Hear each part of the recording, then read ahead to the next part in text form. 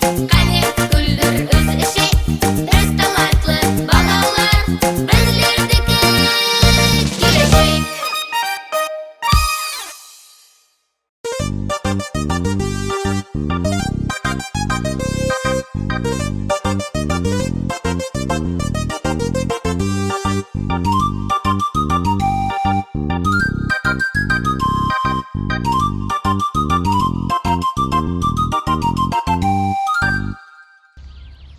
Балалар, бүгін мен сіздерге аңсат пұл табу жолдарын үйретемін. Бірінші сіздер маған 10 мыңнан беруіңіз керек.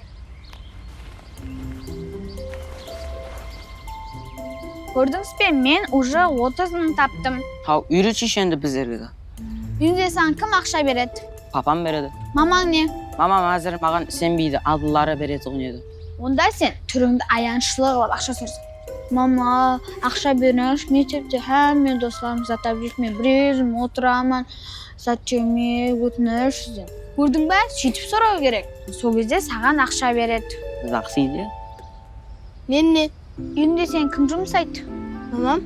Не жұмыс істейсің? Мусор төгемін, посуда жуамын. Вот сен соған айлық алуың керек. Дұрыс, я? Сен не? Сен үйде жұмыс істейсің бе? Мусорам төкпейсің бе? Жұмыстың бәрін кім істейді? Ажапам. Онда сен ажапаңның қалтасын тексеруің керек. Мамаң тығып ақша беріп жүруі мүмкін. Қалтасында жоқ болса, сумкасын тексер. Қаяқты тексерсең білдіртпей тексеруің керек. Жасур! Бара ғой бар, ажапаң біліп қойды ма дедің. Айдана! Ау, меңа мамам біліп қойды ма дедің.